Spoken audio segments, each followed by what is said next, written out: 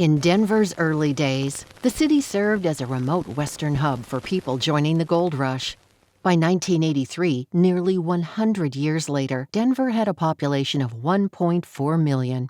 From its young Wild West days, the city had become a place of opportunity, of adventure, where people looked to make their way, make a living, and make a home.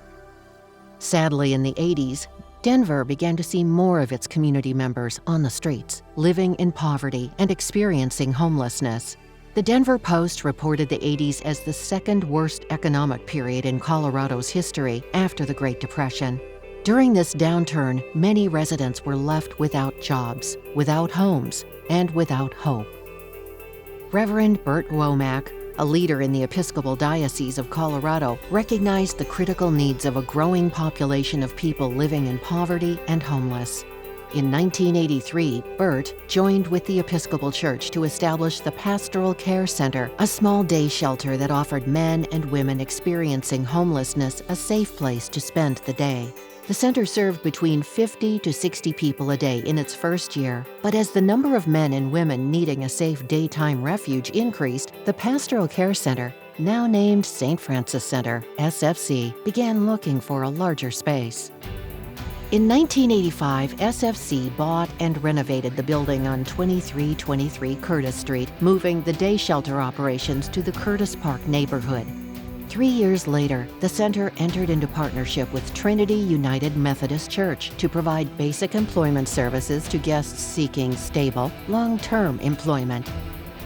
By the end of the 90s, SFC added a health clinic, and its second and current executive director, Tom Luers, had been at the helm for 7 years.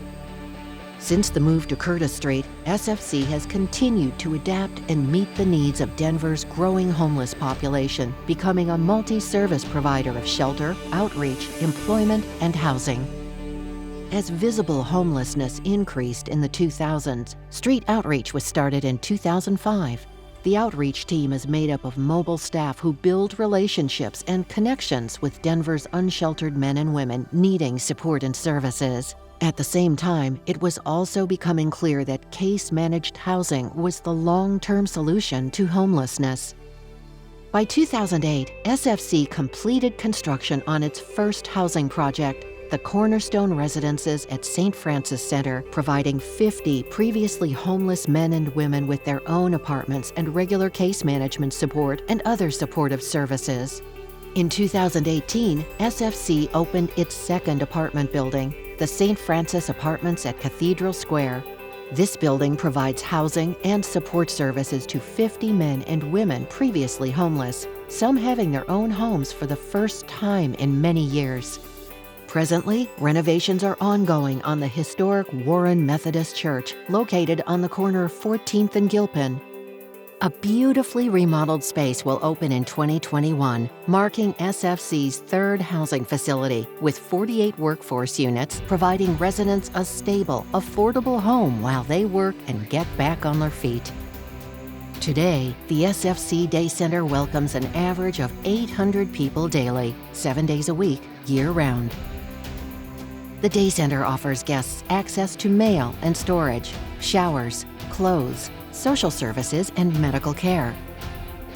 We have come a long way since 1983, both as a city and as an organization serving some of our city's most vulnerable. The population of Denver has doubled since our founding, with the city consistently ranked as one of the fastest growing cities in the country. Metro Denver's most recent point-in-time survey shows that Denver has approximately 5,755 people experiencing homelessness on any given night. As these numbers have risen, the St. Francis Center has developed a holistic approach to coming alongside our guests, offering opportunities to rebuild what has been lost. For as long as necessary, we will continue to meet the needs of our community members who are experiencing homelessness, providing core services and the types of additional support that truly direct our guests away from homelessness. And we will only be able to continue to do this with your help. We can do this when our city, our churches, our schools, our neighborhoods, and our businesses come together as one community.